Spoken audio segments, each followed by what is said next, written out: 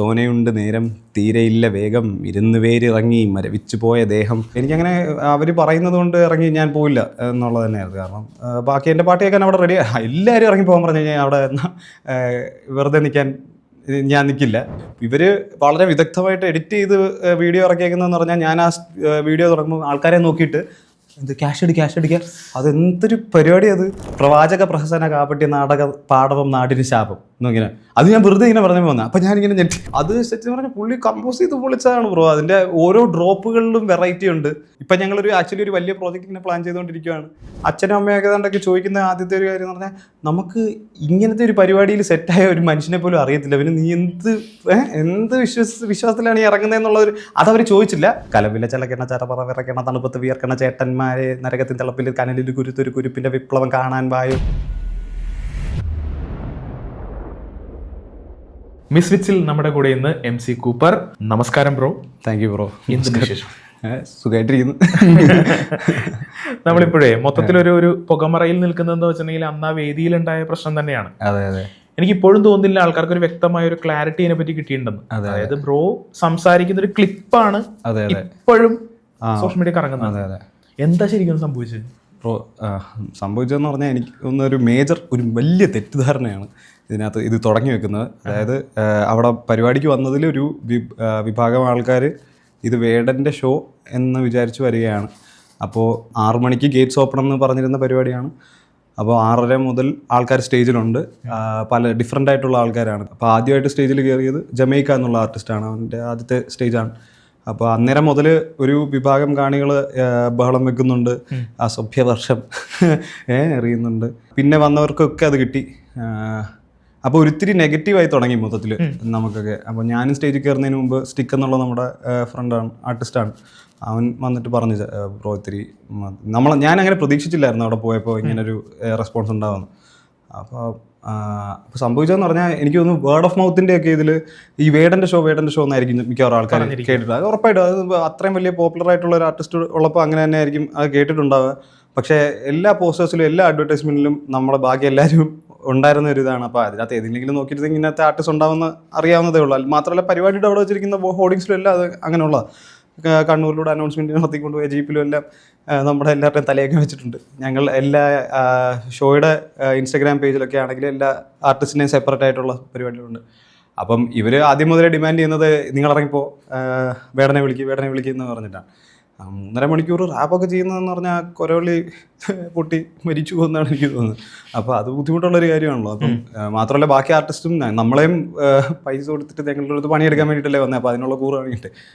മാത്രമല്ല നമുക്ക് കാണികൾക്ക് പരിപാടി ഇഷ്ടപ്പെടുന്നില്ല എന്നുള്ളത് മനസ്സിലാക്കണമെങ്കിൽ അത് മനസ്സിലാക്കാവുന്നേ. പക്ഷേ എന്നെ സംബന്ധിച്ചിടത്തോളം ഞാൻ നോക്കുമ്പോൾ അവിടെ അത് ആസ്വദിക്കുന്നവരായിട്ടുള്ള ആൾക്കാരും ഉണ്ട്. എന്നാൽ അതിൻ്റെ പെറിഫറിയിൽ ഒരുപാട് ഇതിനെ ഒട്ടും ഇഷ്ടപ്പെടാത്ത, നമ്മളെന്തിനാണ് ഇവിടെ വന്ന് നിന്നിട്ട് ഇത് കാണിക്കുന്നതെന്നും പറഞ്ഞിട്ട് നിൽക്കുന്ന ആൾക്കാർ തെറി വിളിക്കുന്നുണ്ട്. അപ്പം ആദ്യമൊക്കെ കുറച്ച് അവോയ്ഡ് ചെയ്യാൻ പറ്റുന്ന പോലെ ആയിരുന്നു. പിന്നെ അത് രൂക്ഷമായി. അവർ ഗ്യാങ്ങപ്പ് ചെയ്തു. അപ്പം പിന്നെ തെറി വിളി പൂരമായി. അപ്പോഴത്തേക്കും പിന്നെ അപ്പം എനിക്ക് ഇത്തിരി എന്തെങ്കിലും തിരിച്ചു പറയണമെന്ന് തോന്നി, ഞാൻ പറഞ്ഞു. പിന്നെ അത് സോഷ്യൽ മീഡിയയിലിട്ട് അന്നേരം ഒന്നും നമ്മൾ അറിയുന്നില്ലല്ലോ ഇത് റീലാവും വൈറലാവും. പക്ഷെ റീലാവുമ്പോഴത്തേക്കും ആദ്യം ഒരു രീതിയിലാണ് റീൽ വരുന്നത്. ആ റീല് കണ്ടു കഴിഞ്ഞാൽ നമ്മൾ നാട്ടുകാരെ ചൊറിഞ്ഞുകൊണ്ട് നിൽക്കുന്നത് പോലെ തോന്നും. അതിന് എൻ്റെ ഒരു പാട്ടിൻ്റെ പാതിര എന്ന് പറയുന്ന ഒരു പാട്ടുണ്ട്, ഞാനും ഋഷിയും എന്ന് പറയുന്ന ഒരു മ്യൂസിക് പ്രൊഡ്യൂസറോട് ചെയ്ത ഒരു ആൽബത്തിനകത്ത് പാട്ടാണ്, EP എന്ന് പറയുന്നത്. അർഗ എന്നാണ് അതിൻ്റെ പേര്. അതിനകത്തൊരു പാട്ടാണ് പാതിര. പാതിര ഒരു കൊള്ളക്കിറങ്ങുന്നത് പോലത്തെ ഒരു മെറ്റഫോറിക്കൽ ലൈനിലാണ് എടുത്തേക്കുന്നത്. അപ്പോൾ അതിനകത്തെ ഹുക്ക് എന്ന് പറയുന്ന ക്യാഷ് അടി അത് ഈ ഇൻഡിപെൻഡൻറ്റ് ആർട്ടിസ്റ്റുകളെ ചൂഷണം ചെയ്യുന്നതും എക്സ്പോഷറിൻ്റെ പേരിൽ നമ്മളെ വിളിച്ചുകൊണ്ട് പോയിട്ട് പ്രോജക്റ്റ് ചെയ്യിപ്പിച്ചിട്ട് അവസാനം നമുക്ക് പൈസ ഇറങ്ങിയ പ്രോജക്റ്റ് ആയിരിക്കും, നമുക്ക് പൈസ ഇല്ല, അങ്ങനത്തെ സാധനം. അപ്പം അത് തുടങ്ങുന്നതിന് എക്സ്പോഷർ പോഷണമാക്കി അതൊക്കെ വെള്ളഞ്ഞിറങ്ങി കുറുക്കൊന്ന് മുറുക്കാൻ തൊള്ള വഴിക്ക് കള്ളുമിറക്കി അങ്ങനെയൊക്കെയാണ്. അപ്പം പാതിര നേരത്ത് കള്ളനിറങ്ങി പട്ടണം നടുവിൽ പാതിര മറവിൽ പട്ടിണി മാറ്റാൻ കൂപ്പറും കൂട്ടനും കൊള്ള തുടങ്ങി എന്നാണ്. അപ്പോൾ ആ പാട്ടിൻ്റെ ഹുക്കാണ് ക്യാഷ് അടി. ഇവർ വളരെ വിദഗ്ധമായിട്ട് എഡിറ്റ് ചെയ്ത് വീഡിയോ ഇറക്കിയേക്കുന്നതെന്ന് പറഞ്ഞാൽ ഞാൻ ആ വീഡിയോ തുടങ്ങുമ്പോൾ ആൾക്കാരെ നോക്കിയിട്ട് എന്ത് ക്യാഷ് അടിക്കുക, അതെന്തൊരു പരിപാടി അത് ഞാൻ പോലും കണ്ടിട്ട് അയ്യേ എന്തൊരു പുറത്ത് വെച്ചാൽ എന്നെ അങ്ങനത്തെ ഒരു ഇതിൽ കണ്ടു കഴിഞ്ഞാൽ ഏതാ ഈ വഷളൻ എന്ന് തോന്നുന്നു ചോദിക്കുന്നത് പോലത്തെ രീതിയിലാണ് അത് വെച്ചേക്കുന്നത്. അതറിയാത്ത കോണ്ടക്സ്റ്റ് അറിയാത്ത ആൾക്കാർക്ക് സംബന്ധിച്ചിടത്തോളം അപ്പം അത് കഴിഞ്ഞിട്ട് പിന്നെ കാണിക്കുന്നതെന്ന് പറഞ്ഞാൽ ഇവര് അപ്പം അവര് തെറി വിളിച്ചതിന് എന്തോ ജസ്റ്റിഫിക്കേഷൻ ഉണ്ടെന്നുള്ള രീതിയിലാണ് പോകുന്നത്. അപ്പം അത് കഴിഞ്ഞിട്ട് അവര് പിന്നെ കാണിക്കുന്നത് അവർ ബഹളം വെക്കുന്നു, ഞാനും തിരിച്ച് പോടാന്ന് പറയുന്നു, അങ്ങനെയൊക്കെ. പക്ഷെ എനിക്ക് തോന്നുന്നു അവരുടെ ആദ്യം രണ്ടാമതെന്തോ ഇറങ്ങിയ വീഡിയോയിൽ അവർ ക്ലിയർ ആയിട്ട് ഒരുപാട് പേര് നിന്നിട്ട് തെറി വിളിക്കുന്നത് കേൾക്കാം. അപ്പോൾ അവിടെ വെച്ചിട്ടൊക്കെ പബ്ലിക് ഒപ്പീനിയൻ ഇങ്ങനെ എന്തിനാണ് സ്റ്റേജിൽ നിൽക്കുന്ന ഒരു കലാകാരനെ ഇങ്ങനെ വട്ടം കൂടി അറ്റാക്ക് ചെയ്യുന്നത്, തെറി വിളിക്കുന്നതെന്നൊക്കെയുള്ള രീതിയിൽ പോയപ്പോഴത്തേക്കും എന്നാൽ പിന്നെ ഞാൻ പാടിയില്ല, ഞാൻ വെറുതെ മൈക്ക് വെച്ചിട്ട് ചുണ്ടനക്കുകയായിരുന്നു എന്ന് പറഞ്ഞിട്ട് ഒരു സാധനം ആക്കുക എന്നുള്ളതാണെന്ന് തോന്നുന്നു അടുത്ത സ്റ്റെപ്പ്. അപ്പോൾ ഞാൻ രോമാഞ്ചത്തിൽ തലതെറിച്ചവർ എന്നുള്ള ഒരു പാട്ടുണ്ട്, ഞാനും സുഷിൻ ബ്രോയിൻ്റെ പാട്ടാണ്. അതിനകത്ത് ഞാനും സിയ ഉള്ളക്ക് എന്നുള്ള സിംഗറുണ്ട്. അപ്പോൾ അതിനകത്ത് മേജറായിട്ടുള്ള പോർഷൻ സിയ ആണ് പാടിയേക്കുന്നത്. അതിനകത്ത് റാപ്പ് പോർഷൻ ഉണ്ട്, തോനെയുണ്ട് നേരം തീരെയില്ല, അതാണ് ഞാൻ പാടിയത്. അപ്പം ഞാനത് പാട്ട് പാടുന്ന അതും മാതാപിതാക്കളെ മാപ്പും ഒക്കെ ഇതേപോലത്തെ പാട്ടാണ്, വേറൊരു സിംഗറിൻ്റെ കൂടെ ഉള്ള. ഇപ്പം ഞാൻ കണ്ണൂർ പോയെന്ന് പറഞ്ഞിട്ട് ആ സിംഗർ അവിടെ ഉണ്ടാവണമെന്നില്ലല്ലോ. അപ്പോൾ എനിക്ക് അതേപോലെ ഞാൻ അത്ര നല്ല പാട്ട് പാടുന്ന ആളല്ല, ഞാൻ റാപ്പ് ചെയ്യുന്ന ആളാണ്. അപ്പം ഞാനത് കൂടെ ഇങ്ങനെ വെറുതെ ബാക്കിങ് ഒരിത്തിരി പാടും, ആൾക്കാരുടെ അടുത്ത് കൂടെ പാടാമെന്ന് പറഞ്ഞിട്ട് അതൊരു കമ്മ്യൂണിറ്റി പരിപാടി പോലെ ഞങ്ങൾ പിടിക്കുന്നതാണ്. ഹിപ്പ് ഹോപ്പിൽ അത് സ്ഥിരമായിട്ടൊക്കെ എല്ലാവരും ചെയ്യുന്നതാണ്. എൻ്റെ ഏറ്റവും വലിയ ഹിറ്റ് പാട്ടുമാണ്. അതപ്പോൾ ആൾക്കാർ ചോദിച്ചു കഴിഞ്ഞാൽ അത് പ്ലേ ചെയ്യുക എന്നുള്ളത് എനിക്കും വളരെ നല്ലൊരു കാര്യമാണല്ലോ. അപ്പോൾ അതെങ്ങനെ പ്ലേ ചെയ്തു, ഞാൻ അതിൻ്റെ കൂടെ എല്ലാവരെയും ഹൈപ്പ് ചെയ്ത് ഇങ്ങനെ നടക്കുന്നുണ്ട്. അപ്പോൾ അതിൻ്റെ സ്നിപ്പറ്റ് കറക്റ്റായിട്ട് എടുത്ത്, അതായത് ഞാൻ ബാക്കി എത്ര പാട്ട് പെർഫോം ചെയ്തു അതിനകത്തൊക്കെ അപ്പം വോക്കലിൽ ഞാൻ വെറുതെ ട്രാക്ക് ഇട്ട് പാടുകയാണെന്നാണ് പറയുന്നത്. ബാക്കിംഗ് വോക്കൽസ് നമ്മൾ ഇടാറുണ്ട്. അത് കാരണം ഈ ഓഡിയത്തിൽ ഒരൊറ്റ ഒരാൾ എല്ലാവരെയും ഹൈപ്പ് ചെയ്ത് നമ്മളെല്ലാവരെയും ഇൻവോൾവ് ചെയ്ത് ചെയ്യുന്നതിനിടയിൽ എല്ലായിടത്തും പുറത്തെത്തണമെന്നും എല്ലായിടത്തും എവിടെ വെച്ചെങ്കിലും ഒരിടത്ത് പാണിപ്പോയി കഴിഞ്ഞാൽ ഈ കംപ്ലീറ്റ് എക്സ്പീരിയൻസ് കയ്യിൽ നിന്ന് പോകും. അപ്പം നമുക്കൊരു പിടിവള്ളി പോലെ നമ്മൾ വെച്ചേക്കുന്നതാണ് ആ വോക്കൽ ട്രാക്ക്. അല്ലാതെ വോക്കൽ ട്രാക്ക് വെച്ചിട്ട് നമ്മൾ ചുണ്ടനക്കുകയോ അങ്ങനത്തെ ഇത് പരിപാടിയൊന്നും കാണിക്കില്ല. കാരണം നമുക്ക് ഇത്ര ഇത് എഴുതി ഇത് റെക്കോർഡ് ചെയ്ത് ഇത് ഇറക്കാൻ പറ്റുമെങ്കിൽ, അതും ഈ ബാക്കിംഗ് വോക്കൽസ് എന്ന് പറഞ്ഞിട്ടേക്കുന്നത് ഞങ്ങൾ കമ്പോസ് ചെയ്ത് ഞങ്ങൾ തന്നെ ഉണ്ടാക്കിയ പാട്ടല്ലേ. അപ്പോൾ അത് അവിടെ സ്റ്റേജിൽ കയറിയിട്ട് മാത്രം അവിടെ വെച്ച് മാത്രം ആൾക്കാരെ പറ്റിക്കാമെന്ന് ഞങ്ങൾ എന്തിനാണ് വിചാരിക്കുന്നത്? അങ്ങനെ ചെയ്യുന്നതല്ല.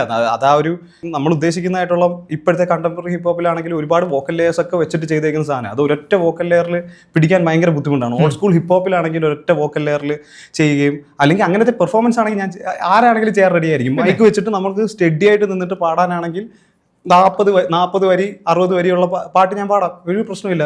എവിടെ നമ്മൾ പ്രാക്ടീസ് ചെയ്യുമ്പോഴാണെങ്കിലും എവിടെ ബ്രത്ത് എടുക്കണം എന്നുള്ളത് ഒക്കെ ഉൾപ്പെടെയുള്ള തലയിൽ കാണും ഓരോ പാട്ടിൻ്റെയും. ഇവിടെ ഈ വാക്ക് വിഴുങ്ങിയാൽ ബ്രത്ത് എടുക്കാം എന്നുള്ള, പക്ഷെ അന്നേരം അവിടെ മെസ്സേജ് ഡൈല്യൂട്ട് ആയി പോകുന്നു. അപ്പോൾ ഇതെല്ലാം കൂടെ ചേർത്ത് വെച്ചിട്ടാണ് നമ്മൾ ബാക്കിംഗ് വോക്കൽസും കൂടെ വെക്കണമെന്നുള്ളത് ഇത്. അപ്പോഴത്തേക്കും ഈ വീഡിയോ കണ്ടു കഴിഞ്ഞാൽ തോന്നും ഞാൻ വെറുതെ അവിടെ വന്നിട്ട് കയ്യിലൊക്കെ ഇത് വെച്ചിട്ട് എന്തോ ആൾക്കാരെ നോക്കി ആംഗ്യം കാണിക്കുന്നു. അപ്പം അങ്ങനത്തെ രീതിയിൽ അസഹിഷ്ണുതയുള്ള ആൾക്കാർക്ക് അത് കാണുമ്പോഴത്തേക്കും നമ്മളെ ഇത് ഏതാ ഇവൻ എന്താ ഈ കോമാളിത്തരത്തിനാണോ ആൾക്കാർ പൈസ കൊടുത്തിട്ട് പോകുന്നതെന്നുള്ളത് പോലത്തെ ഒരു ഇതാണ്. അപ്പം ഹിപ്പ് ഹോപ്പിൻ്റെ ഒരു ഇതെന്ന് പറഞ്ഞു കഴിഞ്ഞാൽ കമ്മ്യൂണിറ്റിയും പിന്നെ ലൈക്ക് ഒരു ഫൈറ്റ് അഗേൻസ്റ്റ് സിസ്റ്റം എന്നൊക്കെ ഉള്ളതാണ്. ഇതാണ് സിസ്റ്റം അൾട്ടിമേറ്റ്ലി. നമ്മൾ ഇൻഡിപെൻഡൻ്റ് ആർട്ടിസ്റ്റുകളുടെ അടുത്ത് ഇൻഡിപെൻഡൻ്റ് ആയിട്ട് ഈ സീനിൽ നിൽക്കുന്ന സ്വന്തമായിട്ട് ഇത് എവിടെ എത്തുമെന്ന് അറിയാതെ ഇവിടെ വന്ന് പയറ്റിയൊക്കെ അല്ലേ നമ്മൾ ഓരോ സ്റ്റേജിൽ എത്തുന്നത്. അപ്പോൾ ഞങ്ങളുടെ അടുത്ത് വന്നിട്ടാണോ ഇത് ഈ ഒരു പരിപാടി ഇറക്കി വിടും? അത് നിങ്ങൾ ഞങ്ങളുടെ അടുത്ത് എന്തിനാണ് കാണിക്കുന്നത്? നമ്മൾ കഷ്ടപ്പെടുന്ന ആൾക്കാരാണ്. നമ്മളല്ല ആരുടെയും നെഞ്ചത്ത് ചവിട്ടിട്ടും ആരെയും വലിച്ചിട്ടിട്ടോ എന്നല്ല ഇവിടെ കയറി വന്നിരിക്കുന്നത്. അപ്പോൾ അതിനു വേണ്ടിയിട്ട് ഞാൻ സ്റ്റാൻഡപ്പ് ചെയ്തില്ലെങ്കിൽ ദെൻ മൈ ഹോൾ ഞാൻ ഈ പറയുന്നതെല്ലാം വെറുതെ ഗ്യാസ് ആയി പോകും. പോരാളി എന്നൊക്കെ പറഞ്ഞിട്ട് അവിടെ പോയിട്ട് ഇറങ്ങി പോടാന്ന് പറയുമ്പോൾ ചൂളിട്ട് ശരി കേട്ടാന്ന് പറഞ്ഞിട്ട് ഇറങ്ങി പോകാൻ അത് മാത്രമല്ല വളരെ എളുപ്പമാണ്. ഈ ക്രൗഡിന്റെ ഇടയിൽ നിന്നിട്ട് ഒരു റിലേറ്റീവ് അനോണിമിറ്റിയിൽ നിന്നിട്ട് ആൾക്കാരെ തെറി വിളിക്കാനും ഇറങ്ങി പോടാന്നൊക്കെ പറയാനും ഒക്കെ എളുപ്പമാണ്. നമ്മൾ സ്റ്റേജിൽ നിൽക്കുമ്പോൾ നമുക്കാണ് എല്ലാം പോകാനുള്ളത്. ഇപ്പൊ നമ്മൾ ഇത്ര സത്യസന്ധമായിട്ടുള്ള കാര്യങ്ങൾ സംസാരിച്ചുകൊണ്ട് അല്ലെങ്കിൽ എന്താ പറയുന്ന ഒരു ചെറിയൊരു തീ ഉള്ളിൽ ഒന്ന് കേറി എന്ന് എനിക്ക് തോന്നുന്നു. അപ്പൊ നമുക്കൊന്ന് കുറയ്ക്കാൻ വേണ്ടിയിട്ട് ഞങ്ങളുടെ ആന്തം ഞങ്ങൾ കേൾക്കണം. തലതെറിച്ചവരുടെ റാപ്പ് ഉണ്ടല്ലോ, ആ പോർഷൻ ഞങ്ങൾക്കൊന്ന് കേൾക്കണം എന്നുണ്ട്. കാരണം അത് ഞങ്ങളുടെ ആന്തമാണ്, ഞങ്ങൾക്ക് വേണ്ടി എനിക്ക് വേണ്ടി എഴുതിയാണ്. നമുക്ക് കേട്ടിട്ട് നമുക്ക് അടുത്തയിലേക്ക് പോകാൻ തോന്നുന്നു.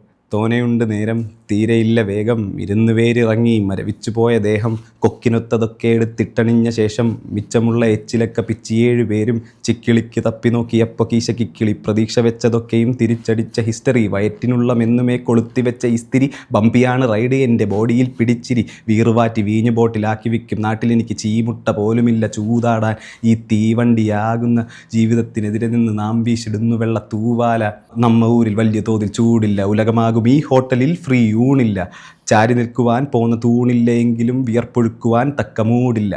അലസമായിട്ടുള്ള ആ ഒരു ലൈഫ് സ്റ്റൈലിൻ്റെ ഒരു സാധനം എൻ്റെ കുറേ പാട്ടുകളുടെ അകത്ത് ഉണ്ട്. അത് കറക്റ്റ് സുഷിനെ പിന്നെ അത് പരിപാടിക്ക് വേണ്ടിയിട്ടാണ് മാതാപിതാക്കളെ മാപ്പ് തലതെറിച്ചവർ എന്നൊക്കെ പറഞ്ഞിട്ട്. എങ്ങനെയാണ് ബ്രോ റാപ്പിലേക്ക് വരുന്നത്? എന്താണ് റാപ്പ് ചെയ്യാം എന്നുള്ളൊരു മോഹത്തിലേക്ക് വരുന്നത്? ഞാൻ 7th എന്തോ പഠിക്കുമ്പോഴാണ് വീട്ടിൽ കമ്പ്യൂട്ടർ വാങ്ങിക്കുന്നത്. അപ്പം അങ്ങനെ ആദ്യം ഇൻ്റർനെറ്റ് വന്നു. അപ്പം ചേട്ടനൊക്കെ വന്നിട്ട് യൂട്യൂബിൽ ഇങ്ങനെ ആർട്ടിസ്റ്റിനെയൊക്കെ ഏതെങ്കിലുമൊക്കെ പ്ലേ ചെയ്ത് അങ്ങനെയാണ് ഞാനും വേറെ പുതിയ ആർട്ടിസ്റ്റിനെയൊക്കെ കേട്ടു തുടങ്ങുന്നത്. അപ്പം പുള്ളിക്കാരനാണ് എമിനെമിനെയൊക്കെ പ്ലേ ചെയ്ത്. അപ്പോൾ എമിനം 2 ഒക്കെ ഇങ്ങനെ ജസ്റ്റ് പ്ലേ ചെയ്യും. ഇവരാണ് റാപ്പേഴ്സ് എന്നൊക്കെ പറഞ്ഞിട്ട്. അപ്പം എനിക്ക് ഈ പരിപാടി ഭയങ്കര കൂളായിട്ട് തോന്നി അന്നേ. എന്നൊക്കെ പറഞ്ഞു. മാത്രമല്ല എനിക്ക് കൊച്ചിലെ നമ്മൾ സ്കൂളിലൊക്കെ പദ്യപാരായണം പരിപാടി, പദ്യപാരായണമല്ല, ക്ലാസ്സിൽ നമ്മളെ പുതിയതായിട്ട് ഏതെങ്കിലും ഒരു പദ്യം പഠിപ്പിക്കാൻ പോകുകയാണെങ്കിൽ ഞാൻ പോയിരുന്നിട്ട് എന്ന് വെച്ചാൽ വായിക്കുന്ന ആ കൂടെ ഈ ലിറ്ററേച്ചർ ടെക്സ്റ്റ് ബുക്കൊക്കെ മാത്രമേ ഉള്ളൂ ക്ലാസ്സിലാണെങ്കിൽ. അല്ലാത്തതൊന്നും പഠിക്കാൻ എന്ത് താല്പര്യമില്ല. അപ്പം അതൊക്കെ വെച്ചിട്ട് ഇങ്ങനെ ആ സാധനം നേരത്തെ പഠിച്ചു വെക്കുക, അതേപോലത്തെ കൊനസ്റ്റ് പരിപാടിയാണ്. കാരണം എന്തോ ഇതിൻ്റെ ഈ ഋതവും പരിപാടിയൊക്കെ ഇങ്ങനെ ഇഷ്ടമാണ്. അപ്പോൾ അത് കഴിഞ്ഞിട്ട് ഇങ്ങനെ എനിക്കൊന്ന് ഈ റൈം ചെയ്ത് മെസ്സേജൊക്കെ ഇങ്ങനെ ഇവർ ഇത്രയും കഷ്ടപ്പെട്ട് ഇങ്ങനെ ചെയ്യുന്നു എന്നൊക്കെ വിചാരിച്ചിരുന്നിടത്താണ് എമിനെമിൻ്റെ വേ ഐ ആം എന്നുള്ള പാട്ട് ഞാൻ കേൾക്കുന്നത്. അപ്പോൾ ആ പാട്ടിനകത്ത് ഞാൻ നോക്കുമ്പം അപ്പോൾ ആ പാട്ട് തുടങ്ങുന്നതിൻ്റെ I sit back with the pack of zigzags and this bag of this weed gives me the shit needed to be the most meanest MC on this. അപ്പോൾ അതിനകത്ത് ഞാൻ നോക്കുമ്പോഴേ ഇയാൾ ഇതിനകത്ത് റൈമും അലിട്രേഷനും ഇതെല്ലാം കൂടെ ചേർത്തിട്ട് മറ്റേ ഏതോ എല്ലാ വരികളുടെയും അറ്റത്ത് ഉള്ള സാധനം കണ്ടിട്ട് അതിൻ്റെ റൈംസ് തന്നെ ഇതിനകത്ത് ഇങ്ങനെ റൈം ചെയ്ത് ഇവർ കാര്യം പറയുന്നുണ്ടെന്ന് വിചാരിച്ചാൽ ഞാൻ നോക്കിയപ്പോൾ ഇതിനകത്ത് ഒരു വേഴ്സ് മുഴുവൻ ആ രീതിയിൽ ക്രാഫ്റ്റ് ചെയ്ത് വെച്ചേക്കാണ്. ഞാൻ ഇതെങ്ങനെയും ഇയാളുടെ ഇത് അപ്പോൾ ഒരു 12 വയസ്സോ 13 വയസ്സോ എനിക്കുള്ളൂ. അപ്പോൾ എൻ്റെ സത്യം പറഞ്ഞാൽ കിളി പോയി എന്നുള്ള അവസ്ഥയായിരുന്നു. ഇതെങ്ങനെ ചെയ്യും, ഈ സംഭവം ചെയ്താൽ ഞാൻ കിടിലും എന്നുള്ളത്. അപ്പോൾ അന്ന് ഞാൻ എന്നിട്ട് അപ്പോൾ അങ്ങനെ മുതൽ ആ ഒരു ഫാസിനേഷൻ ഉണ്ട്. അപ്പോൾ ഒരിക്കലും ഒരു പ്രത്യേക സ്ട്രക്ചറിനകത്ത് നിന്നിട്ടുള്ള ക്രിയേറ്റിവിറ്റി അല്ലേ, അതായത് ഇത്രയും മീറ്ററും പരിപാടിയെല്ലാം. അപ്പോൾ അതിനകത്ത് അത്രയും എക്സ്പേർട്ടീസ് എങ്ങനെ വരുമെന്നൊക്കെ ഉള്ളത് ഒരു കൗതുകമായിട്ട് ഇങ്ങനെ ഇരുന്നിട്ടുണ്ടായിരുന്നു. പക്ഷേ ഞാൻ എപ്പോഴൊക്കെ ആ സമയത്തൊക്കെ നമ്മൾ ഇതേപോലെ ഭയങ്കര കുറേ പാട്ടൊക്കെ കേട്ട് കഴിഞ്ഞിട്ട് റെപ്ലിക്കേറ്റ് ഒക്കെ ചെയ്യാനൊക്കെ നോക്കിയിട്ട് ഇങ്ങനെ എന്നൊക്കെ പറഞ്ഞിട്ട് പോകും. പക്ഷേ ആ ഒരു എഴുതാനുള്ളൊരു മൈൻഡ് ഉണ്ടായിരുന്നു. പിന്നെ ഒരു 12th ഒക്കെ ആയി കഴിഞ്ഞപ്പോഴത്തേക്കും 11th 12th സമയത്തൊക്കെയാണ് നമ്മൾ കുറച്ചുകൂടെ ഇങ്ങനെ, അതായത് എല്ലാവർക്കും അവരവരുടേതായിട്ടുള്ള ജോണർ ഓഫ് മ്യൂസിക് ഉണ്ട് എന്നൊക്കെയാണ്. അപ്പോൾ ഞങ്ങൾ ഡാൻസൊക്കെ കളിക്കും. അപ്പോൾ അങ്ങനെ ഹിപ്പ് ഹോപ്പ് ഒരു മെയിൻ പരിപാടിയായി. അപ്പോൾ അങ്ങനെ എന്നിട്ട് ഇങ്ങനെ പയ്യെ കോളേജിലെത്തുമ്പോഴത്തേക്കും മൊബൈലിലൊക്കെ ഇങ്ങനെ വേഴ്സസ് എഴുതുമായിരുന്നു. അതായത് നമുക്കൊരു ചെറിയൊരു കമ്മ്യൂണിറ്റി പോലെ ഉണ്ട് വാട്സാപ്പിൽ. അവിടെ ഞങ്ങളെല്ലാവരും 2 വേഴ്സ് വെച്ച് ഒരു ദിവസം എഴുതണം എന്നുള്ളതൊരു പ്രാക്ടീസ് പോലെ അങ്ങനെ ചെയ്തത്. അതായത് നമുക്കിതിനും ബെറ്റർ ആവണം. ആ സമയത്ത് ഡൽഹിയിൽ സൈഫർ, മുംബൈ സൈഫർ ഒക്കെ നടക്കുന്നുണ്ട്. അപ്പോൾ അതൊക്കെ കാണുമ്പോൾ നാട്ടിൽ സീൻ എന്നൊക്കെ പറഞ്ഞിട്ട് ഇവരൊക്കെ ചെയ്യുന്നുണ്ടല്ലോ എന്നൊക്കെ പറഞ്ഞ് നമുക്ക് നാട്ടിലൊരെണ്ണം നടത്തണം എന്നൊക്കെ പറഞ്ഞ് നാട്ടിൽ നടത്താനുള്ള ക്വാളിറ്റി ഒന്നും നമുക്കതില്ല.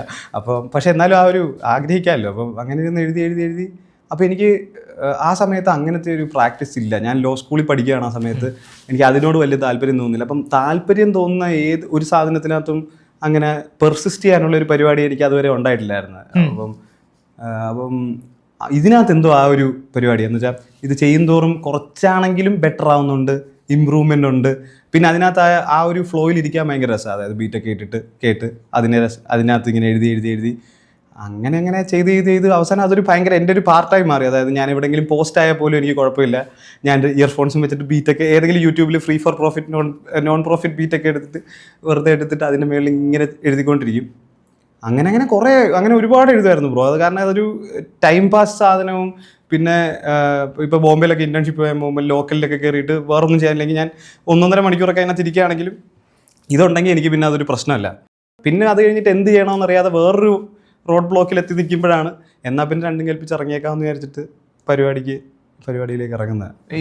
ഇപ്പൊ റിഥം കേട്ടിങ്ങനെ എഴുതുമായിരുന്നു എന്ന് പറഞ്ഞില്ലേ, അതിനകത്ത് പെട്ടെന്ന് മനസ്സിലേക്ക് പെട്ടെന്ന് വരുന്ന ഒരു വരികൾ ഏതൊക്കെ ആയിരിക്കും പെട്ടെന്ന് അന്ന് എഴുതിയതോ അല്ലെങ്കിൽ ഇപ്പൊ? അല്ല, അത് അതിൻ്റെ ഏറ്റവും എനിക്ക് കോൾ ബാക്ക് തോന്നുന്നത് ഞാൻ ആദ്യം എത്രയോ വർഷം ഞാൻ ഇംഗ്ലീഷിൽ മാത്രമാണ് ബ്രോ എഴുതിക്കൊണ്ടിരുന്നത്. കാരണം മലയാളം സെക്കൻഡ് ലാംഗ്വേജ് ആയിട്ടാണല്ലോ നമ്മൾ. അപ്പോൾ മാതൃഭാഷ ആണെങ്കിലും അതിൽ നമുക്കൊരു പ്രാവീണ്യം ഇല്ല എന്ന് തന്നെയാണ് വിശ്വസിച്ചുകൊണ്ടിരുന്നത്. കാരണം കൂടുതൽ റൈറ്റിങ്ങും എല്ലാം ഇംഗ്ലീഷാണ്. നമ്മളെ സ്കൂളിലാണെങ്കിലും സംസാരിക്കാൻ പ്രോത്സാഹിപ്പിക്കുന്നത് ഇംഗ്ലീഷിലാണ്.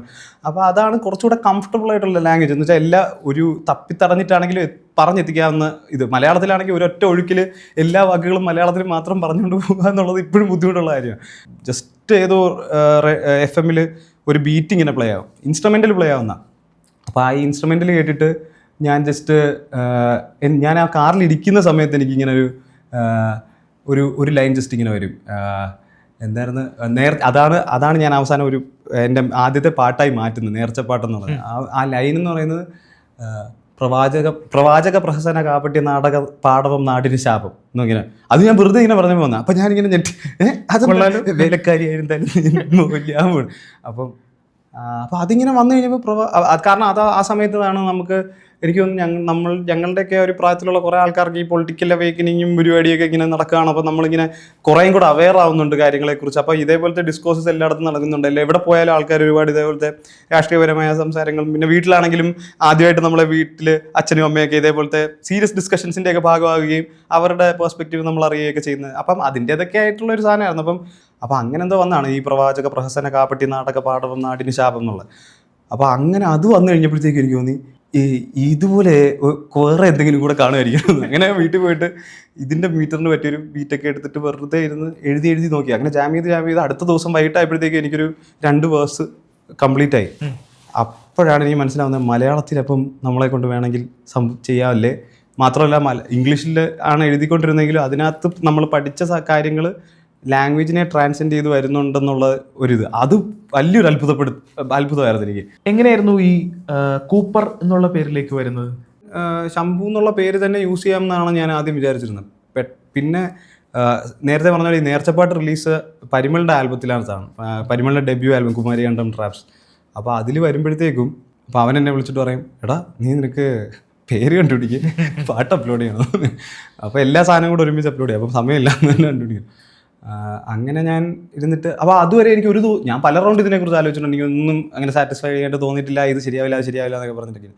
അപ്പോൾ അന്ന് എന്നിട്ട് ഞാനിങ്ങനെ ഇരുന്നിട്ട് ആലോചിച്ച് കഴിഞ്ഞപ്പോഴത്തേക്കും പെട്ടെന്ന് ഈ കൂഡിറ്റാറ്റ് എന്നൊക്കെ പറയുന്ന പരിപാടിയില്ലേ, അപ്പം അതിൻ്റെ COUP എന്നുള്ള മിലിറ്ററി എന്നൊക്കെ പറയുന്നത് അതിൻ്റെ ഒരു വേർഡ് പ്ലേ പോലെ കൂപ്പർ എന്ന് പറഞ്ഞിട്ട് എടുത്താണ്. അപ്പോൾ എനിക്ക് അതിനെന്തോ ഒരു ഹാഡ് റിങ് ടു ഇറ്റ്, മതി സെറ്റ് എന്ന് പറഞ്ഞിട്ട് അതിൻ്റെ മുമ്പിലായിട്ട്. അപ്പോൾ എനിക്ക് ഞാൻ ഈ ലിറിസിസം എല്ലാം പരിപാടി പണ്ട് മുതലിരുന്ന് പഠിക്കുന്നത് ആ ഒരു ഇനീഷ്യൽ നമ്മുടെ NWA, ബിഗി, ടൂപാക്ക്, എമിനം. അപ്പോൾ ആ സമയത്തൊക്കെ ഞാൻ ഈ genius.com എടുത്തിട്ട് ഇവരുടെ ആൽബം ഒക്കെ ഫുൾ ഇങ്ങനെ ഇട്ടിട്ട് ഇരുന്ന് കേട്ടുകൊണ്ടിരിക്കുന്ന സമയത്ത് എനിക്ക് MC റണ്ണിനെ ഭയങ്കര ഇഷ്ടമൊക്കെയാണ്. അപ്പോൾ ആ സമയത്ത് അങ്ങനെ ഈ MCയുടെ ഇതെന്താണെന്നൊക്കെ പറഞ്ഞ് നോക്കുമ്പോഴാണ് അതിൻ്റെ പുറകെ പോകുമ്പോഴാണ് മനസ്സിലാവുന്നത് MCing ആണ് റാപ്പിംഗ് ആയിട്ട് മാറിയെന്നുള്ളതൊക്കെ. അപ്പോൾ അങ്ങനെ കുറേ ആൾക്കാർക്ക് അപ്പിയർ ചെയ്യണമെന്നുള്ളത്. അപ്പോൾ എനിക്ക് അങ്ങനെ അത് തുടങ്ങിയ സമയത്തെ ആ ഒരു ടൈപ്പ് ഓഫ് ഫൈറ്റിനോടൊരു കൗതുകവും ആകർഷണവും ഒക്കെ ഉണ്ടായിരുന്നത് കാരണം അതിനൊരു ട്രിബ്യൂട്ട് പോലെ MCing കൂടെ വെക്കണമെന്നുള്ളത് എനിക്ക് തോന്നുന്നു. അങ്ങനെ MC കൂപ്പർ എന്ന് പറഞ്ഞിട്ട്. എത്രത്തോളം ബുദ്ധിമുട്ടായിരുന്നു MC കൂപ്പർ എന്നുള്ളൊരു ആളെ? ഇപ്പൊ ആളുകൾ നമ്മളിപ്പോ പേര് പറഞ്ഞാൽ ഇപ്പൊ തിരിച്ചറിയും. ഇപ്പൊ കൂപ്പർ എന്ന് പറഞ്ഞാൽ MC കൂപ്പർ എന്ന് പറഞ്ഞാൽ ആളുകൾ തിരിച്ചറിയുന്ന ഒരു സ്റ്റേജ് വരെ നമ്മുടെ യാത്ര എത്തിയല്ലോ. എത്രത്തോളം ബുദ്ധിമുട്ടായിരുന്നു ആ യാത്ര? ബ്രോ സത്യം പറഞ്ഞാൽ കുറേ സമയം എടുത്തു എന്നുള്ളേ ഉള്ളൂ. ബുദ്ധിമുട്ടുകൾ ഉണ്ടായിട്ടുണ്ട്. പക്ഷെ ഞാൻ ഭയങ്കരമായിട്ട് എൻജോയ് ചെയ്ത യാത്രയാണ്. കാരണം എനിക്ക് തോന്നുന്നു ഞാനും ഈ കൂപ്പർ ആവുന്നതിലൂടെയാണ് ഞാനും ശരിക്കും ഞാൻ ആരാണെന്നുള്ളത് മനസ്സിലാക്കുന്നതും, അല്ലെങ്കിൽ ഞാൻ എന്ത് രീതിയിൽ ഏത് ആസ്പെക്ട്സ് എക്സ്പ്രസീവ് ആകുമ്പോഴും എന്തിനെ സൈലൻസ് ചെയ്യുമ്പോഴാണ് ഞാൻ ഏറ്റവും എൻജോയ് ചെയ്യുന്നത് ലൈഫ് എന്നുള്ളത് എനിക്ക് മനസ്സിലാകുന്നത്. അപ്പം സത്യം പറഞ്ഞാൽ ശംഭു എന്നുള്ളതിനെ ഒരു ബേസ് വെസലായിട്ടൊക്കെ വെച്ചിട്ട് കൂപ്പറിലൂടെ മറ്റേ ആ ഒരു സെൽഫ് ആക്ച്വലൈസേഷൻ അല്ലെങ്കിൽ സെൽഫ് റിയലൈസേഷൻ എന്നൊക്കെ പറയുന്നത് എനിക്കൊരിക്കലും അങ്ങനെ ഒരു ഡൗൺ ടൈമൊക്കെ തിരിഞ്ഞു നോക്കുമ്പോൾ ഉണ്ടായിട്ടുണ്ടാവും. പക്ഷെ അതൊരിക്കലും ആ സമയത്ത് എപ്പോഴും ചലഞ്ചാണ്. അതായത് ബുദ്ധിമുട്ടുണ്ടെങ്കിൽ നല്ല പാട്ട് വരും. അപ്പം നല്ല തേനൊട്ടിയൊക്കെ ഇരിക്കുമ്പോഴാണ് കാണിച്ചരാടാ കവിത എഴുതുകടാ.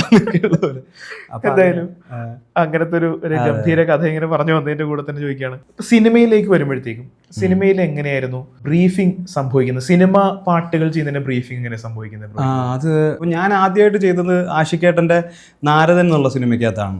അപ്പോൾ അത് ഞാൻ ഓൾറെഡി ചെയ്ത ഒരു പാട്ടിനെ ലൈസൻസ് ചെയ്തിട്ട് അതിനകത്ത് യൂസ് ചെയ്യായിരുന്നു. അപ്പം ആഷിക്കേട്ടൻ എനിക്ക് ബ്രീഫ് നമുക്കിതൊന്ന് ഷേഖുബായിരുന്നു എൻ്റെ മ്യൂസിക്, അപ്പം DJ ശേഖർ.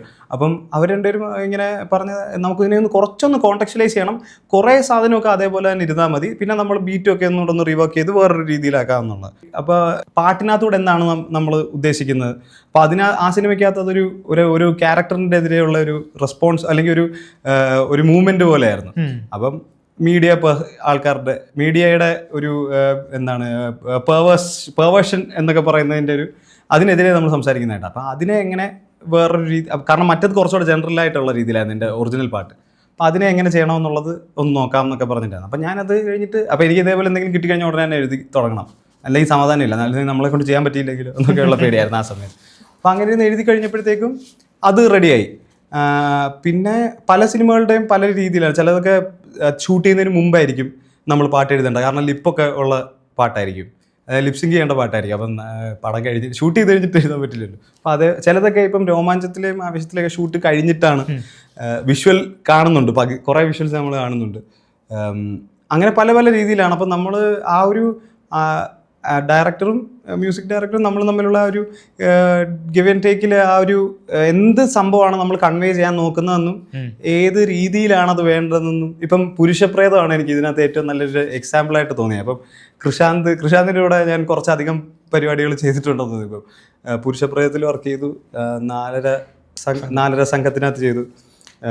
അല്ലാണ്ട് വേറെ ഇതുവരെ ഇനി ചെയ്യാൻ പോകുന്നൊരു പടത്തിലെ ഒരു ട്രാക്ക് ഞാൻ ലിറിക്സ് മാത്രമേ എഴുതിയിട്ടുണ്ടായിരുന്നു. പിന്നെ ഇനി വരാൻ പോകുന്ന വേറൊരു പടത്തിൽ ഞാൻ വർക്ക് ചെയ്യുന്നുണ്ട്.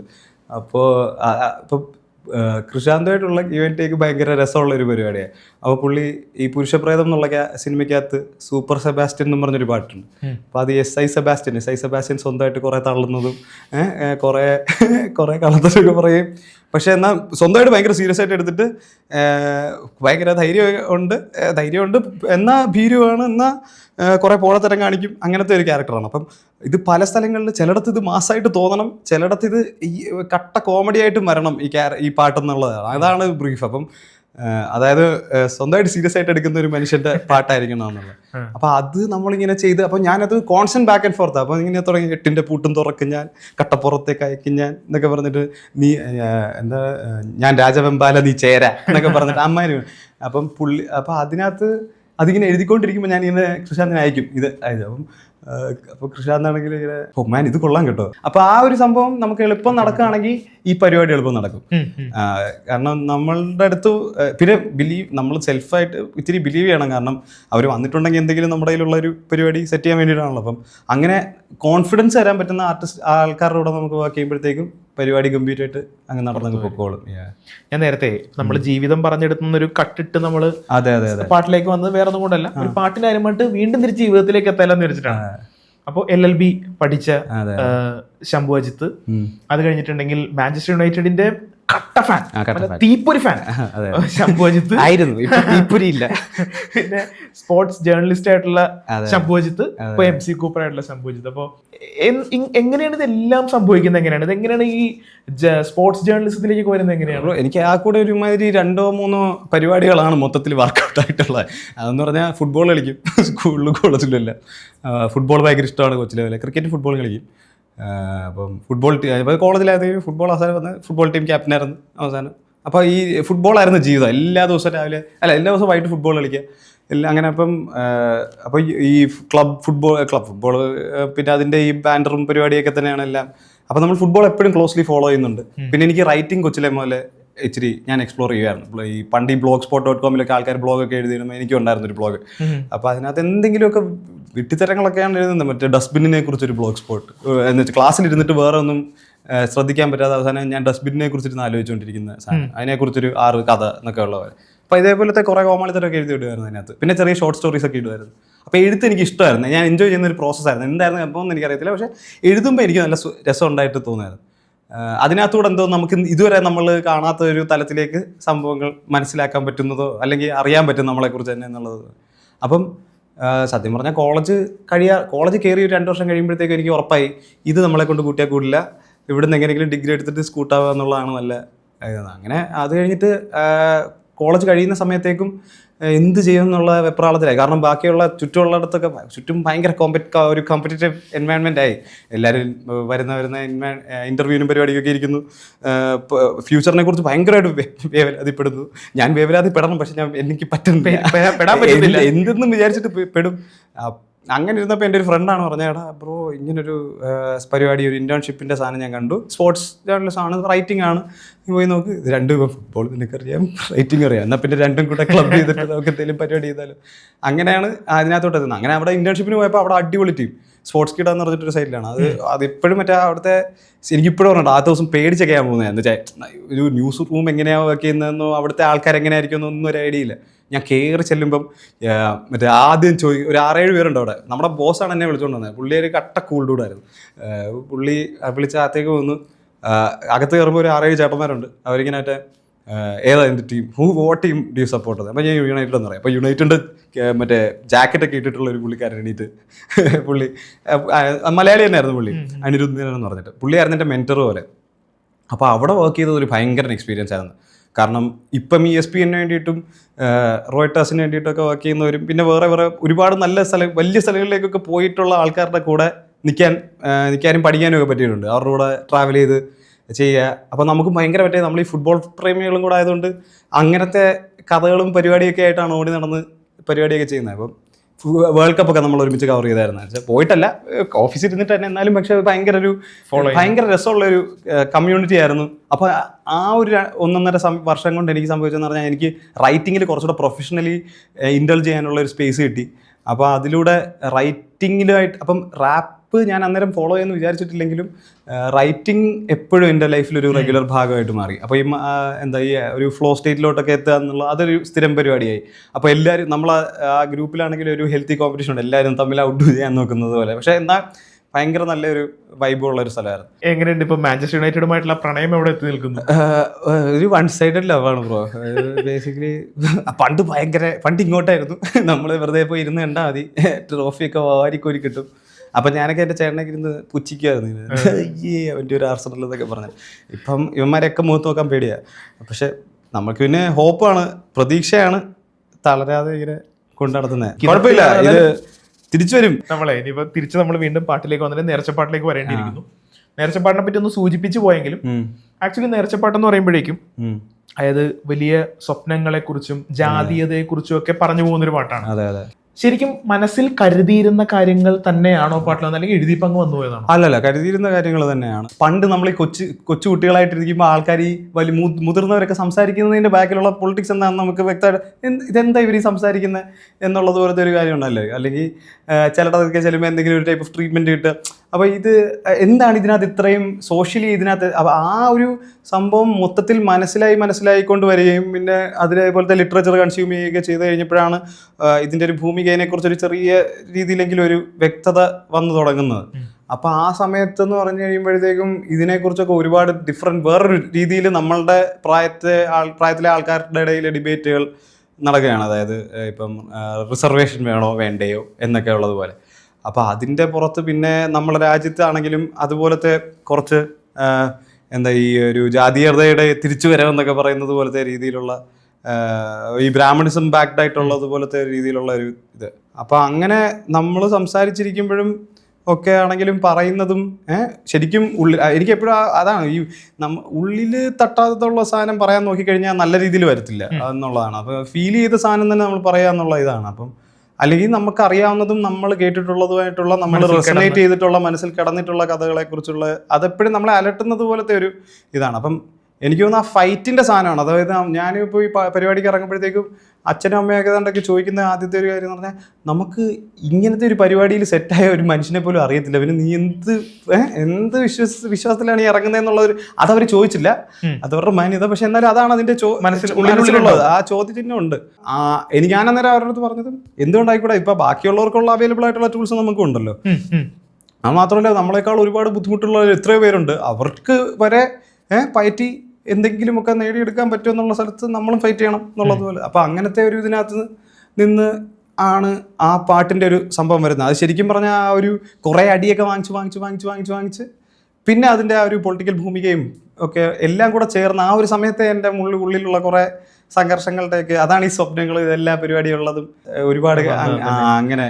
ബ്രോക്ക് അതിനകത്ത് കംഫർട്ടബിൾ ആയിട്ടുള്ള 4 വരികൾ ജസ്റ്റ് ഒന്ന് ലൈൻസിന്റെ ക്വാളിറ്റിനേക്കാളും മറ്റേ നാക്കിൽ തോക്ക, ചാക്കിൽ ബോംബ, നാക്കിൽ തോക്ക, അത് പട എന്നൊരു പോക്ക, സടകുട്ട ഞടിമുടിയാളെന്ന് നോക്കി ഇനി പടരണ നിർമ്മോ അത് ചോപ്പ, കലവിലെ ചിലക്കണ ചരപറ വിറക്കണ തണുപ്പത്ത് വിയർക്കണ ചേട്ടന്മാരെ, നരകത്തിൻ തിളപ്പിൽ കനലിൽ കുരുത്തൊരു കുരുപ്പിന്റെ വിപ്ലവം കാണാൻ വായോ, തുരുതുരെ ഉതിരണ വെടിയുടെ മുഴക്കവും മുടുക്കത്തെ പകിടത്തെ ശകടവും, കൊടുമുടി പടവെട്ടി പിടിച്ചടക്കാനൊരു പിടിക്കാനൊരു പോർവിളിത.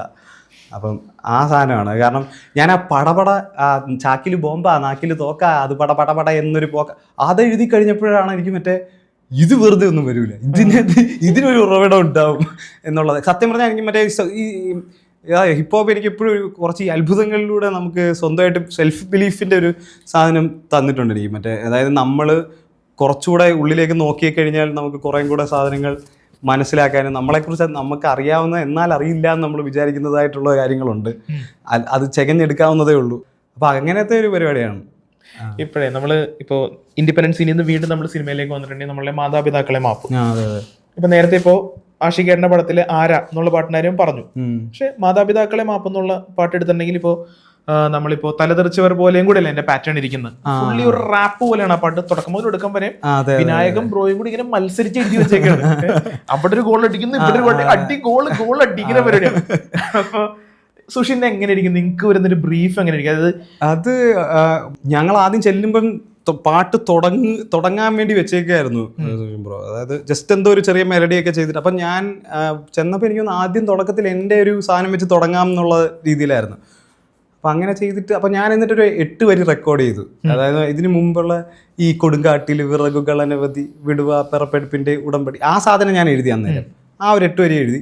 അപ്പം നമ്മൾ എന്നിട്ട് ജിതുചാനുണ്ട്, സുഷിനുണ്ട്, ഞാനുണ്ട്, വിനായകുണ്ട്. നമ്മളിങ്ങനെ എഴുതിയിട്ട് ബാക്കി എഴുതാം. അപ്പം മാതാപിതാക്കളെ മാപ്പെന്നുള്ള സാധനം ഓൾറെഡി ഇവർക്ക് കിട്ടിയിട്ടുണ്ട്. അപ്പം അത്രയൊക്കെ ഉള്ളൂ നമ്മുടെ കയ്യിൽ.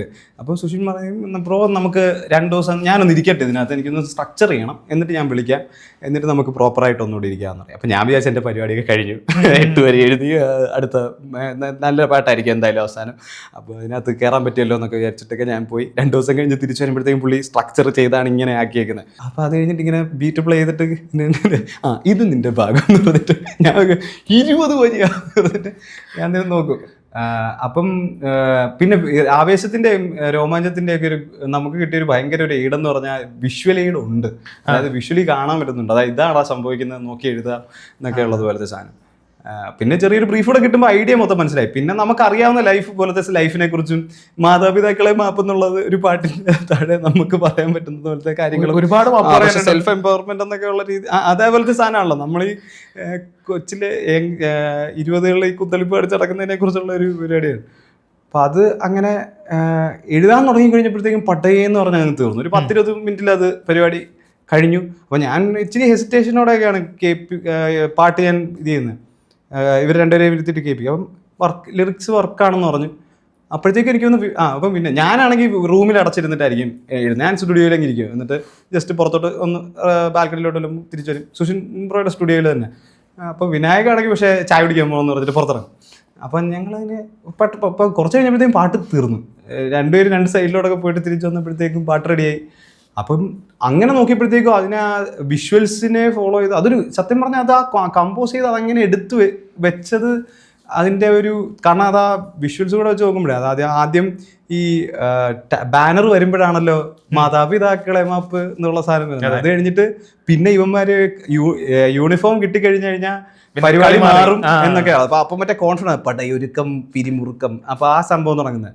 അപ്പോൾ അത് കഴിഞ്ഞിട്ട് ഇങ്ങനെ മറ്റേ അവസാനം ഈ എന്നിട്ടും കൺഫ്യൂഷനിലേക്ക് ചെറുതായിട്ട് പോകുന്നിടത്ത് വെച്ചിട്ട് തീർത്തിട്ട് മാതാപിതാക്കളെ അത് സത്യം പറഞ്ഞാൽ പുള്ളി കമ്പോസ് ചെയ്ത് പൊളിച്ചതാണ് ബ്രോ. അതിൻ്റെ ഓരോ ഡ്രോപ്പുകളിലും വെറൈറ്റി ഉണ്ട്. അതിനകത്ത് ഇടയ്ക്ക് എനിക്ക് ഇപ്പോഴും മറ്റേ ലൈവ് ചെയ്യുമ്പോഴത്തേക്ക് മങ്കീസ് ഞാൻ റാപ്പ് ചെയ്ത് കഴിഞ്ഞിട്ട് മങ്കീസ് തിരിച്ചു വന്നിട്ട് പുരമതി പുനരതി അത് കഴിഞ്ഞിട്ട് ഒരു ഡ്രോപ്പ് ഉണ്ട്, ഒരു മറ്റേ അയ്യോ ആ സാധനമൊക്കെ ഞങ്ങൾ ഒരുമിച്ചൊക്കെ ചെയ്യുകയാണെങ്കിൽ ഞങ്ങൾ ഈ ഹൈറ്റിലൊക്കെയാണ് ചാടുന്നത് സ്റ്റേജിൽ ഇരുന്നിട്ട്. കാരണം അത്രയും ഭയങ്കര ഒരു പവറുള്ള ഒരു നമ്മുടെ ആ ഒരു ടൈപ്പ് ആ ഒരു സമയത്തെ ഒരു ജീവിതത്തിന്റെ ഒക്കെ ഒരു സെലിബ്രേഷൻ ഭയങ്കര ഹൈ. ഇപ്പോഴേ നമ്മൾ ഈ സൗഹൃദങ്ങളെ പറ്റിയൊക്കെ ഇപ്പൊ പറഞ്ഞു. ഇപ്പൊ മലയാളി മങ്കീസിന്റെ കൂടെ പെർഫോം ചെയ്യുന്ന കാര്യം പറഞ്ഞു, വേടന്റെ കാര്യം പറഞ്ഞു, അപ്പോ സുഷിന്റെ കാര്യം പറഞ്ഞു, വിനായകിന്റെ കാര്യം പറഞ്ഞു, നേരത്തെ പരിമളിന്റെ കാര്യം ഒരു റൗണ്ട് നമ്മൾ പറഞ്ഞു വിട്ടായിരുന്നു. അപ്പൊ നമുക്ക് കൂടുതലായിട്ട് അറിയണം. കാരണം നിങ്ങൾ കൊളാബറേഷൻ ഇങ്ങനെ റിപ്പീറ്റഡ്ലി വന്നുകൊണ്ടിരിക്കുകയാണ്. Parimal Shais into MC Cooper. അപ്പൊ എങ്ങനെയാണ് സൗഹൃദം ആരംഭിക്കുന്നത്? ബ്രോ, എനിക്കൊന്ന് പരിമൾ ആദ്യം കുറച്ച് മ്യൂസിക് പ്രൊഡക്ഷൻ പരിപാടിയൊക്കെ ഒന്ന് ചെയ്ത് പ്രോപ്പറായിട്ട് തുടങ്ങി കഴിഞ്ഞ സമയത്ത് എപ്പോഴോ ഹിപ്പോപ്പും ഒക്കെ ആയിട്ട് ഹിപ്പോപ്പ് പ്രൊഡക്ഷനിലേക്ക് കയറി. അപ്പം അവൻ കൊച്ചിയിലുണ്ട്, ഞാൻ കൊച്ചി കോളേജിൽ പഠിക്കുക ന്യൂമാൻസിൽ. അപ്പോൾ എൻ്റെ ഒരു ഫ്രണ്ട് വഴി, അതായത് പരിമളിൻ്റെ ഫ്രണ്ടിൻ്റെ ഫ്രണ്ടായിരുന്നു എൻ്റെ ഫ്രണ്ട്. അപ്പം അവരും ഒരുമിച്ചൊക്കെ ചില്ലൊക്കെ ചെയ്യുന്നതായിരുന്നു. അങ്ങനെ അവൻ അറിഞ്ഞു ഇങ്ങനെ പരിമൾ അവൻ്റെ അടുത്ത് ചോദിച്ചിങ്ങനെ റാപ്പേഴ്സിനെ വല്ലതും അറിയോ ജസ്റ്റ് ജാം ചെയ്യാനൊക്കെ. അങ്ങനെ ഞാൻ സെക്കൻഡ് ഇയറിലോ തേർഡ് ഇയറിലോ എന്തോ കോളേജിൽ പഠിക്കുന്ന സമയത്ത് ഞാനിങ്ങനെ പരിമളുടെ വീട്ടിൽ പോയിട്ട് നമ്മൾ കുറച്ച് കുളപ്പാട്ടുകളൊക്കെ ഉണ്ടാക്കി തുടങ്ങിയ സൗഹൃദമാണ്. ജസ്റ്റ് കോമഡിയൊക്കെ അടിച്ചിരിക്കുക. അവൻ്റെ കുറേ ഫ്രണ്ട്സ് വീട്ടിൽ വരുമായിരുന്നു ആ സമയത്ത്. അപ്പോൾ നമ്മളെല്ലാവരുമായിട്ട് ഇങ്ങനെ ചുമ്മാ കമ്പനിയൊക്കെ അടിച്ചിരിക്കും, പിന്നെ പാട്ടുണ്ടാക്കാൻ നോക്കും, എന്നിട്ട് ഫ്രണ്ട്സിനെ കേൾപ്പിക്കും. അത്രേ ഉള്ളൂ പരിപാടി. എന്നിട്ട് അപ്പോൾ എപ്പോഴും നമ്മൾ പിന്നെ ഫ്രണ്ട്സായി. അങ്ങനെ എപ്പോഴും കൊച്ചിയിലുള്ളപ്പം ചില്ല് ചെയ്യും, അങ്ങനെയൊക്കെ ആയിട്ട്. പിന്നെ അവൻ ഭയങ്കര സീരിയസ് ആയി ഈ പരിപാടിയിൽ. സത്യം പറഞ്ഞാൽ അവൻ്റെ ആൽബം ആ സമയത്ത് നടന്നതുകൊണ്ടാണ്, കാരണം ആ പാട്ട് ഇറക്കാൻ ഞാൻ ബുദ്ധിമുട്ടില്ലല്ലോ. ആ ബുദ്ധിമുട്ടല്ല, അവൻ്റെ ആൽബത്തിൻ്റെ ഭാഗമായതുകൊണ്ട്. നേർച്ചപ്പാട്ട് അവൻ്റെ ആൽബത്തിൻ്റെ ഭാഗമായത് കാരണം അവൻ അതിൻ്റെ എല്ലാ പരിപാടിയും, അങ്ങനെയാണ് ഞാൻ പേര് വരെ എനിക്ക് വേണ്ടി വന്നത്. അല്ല ഞാൻ മാത്രമായിട്ട് ഇരുന്നിട്ട് ആ ഒരു മോട്ടിവേഷൻ കണ്ടുപിടിക്കാൻ ഭയങ്കര പാടായിരുന്നു. അപ്പം അവൻ്റെ ആ ആൽബത്തിൽ 2 ട്രാക്കിനകത്ത് ഞാനുണ്ട്, നേർച്ചപ്പാട്ടും കാര്യരുമ്പെന്നും പറഞ്ഞിട്ടൊരു ട്രാക്കും.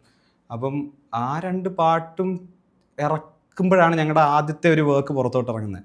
അപ്പോൾ നേർച്ചപ്പാട്ട് ഞാൻ ആദ്യം, കാരണം പരിമൾ അത് കഴിഞ്ഞിട്ട് ഞാൻ ബാംഗ്ലൂരിലേക്ക് വർക്ക് ചെയ്യാൻ പോയപ്പോഴത്തേക്കാണ് ഈ കുമാരി കണ്ടം ട്രാപ്സ് വർക്ക് ചെയ്ത് തുടങ്ങുന്നത്. അപ്പോൾ അത് ആദ്യത്തെ ഞാൻ അവൻ്റെ റൂമിലൊരു ബോർഡൊക്കെ ഉണ്ടായിരുന്നു. അതിനകത്ത് ഇങ്ങനെ ആർട്ടിസ്റ്റിൻ്റെ പേരും അവർ ചെയ്യാൻ പോകുന്ന ട്രാക്കിൻ്റെ പേരോ അല്ലെങ്കിൽ എന്തെങ്കിലും സാധനം അവരുടെ അടുത്ത്, അപ്പോൾ ആ ഡേറ്റ് ഇതേപോലത്തെ പരിപാടിയൊക്കെ എഴുതി വെച്ചിട്ടൊക്കെ ഉണ്ടായിരുന്നു. അപ്പോൾ ഞാൻ ഓരോ തവണ വരുമ്പോഴും ചെറിയ ചെറിയ മാറ്റങ്ങൾ അതിനകത്തുണ്ട്.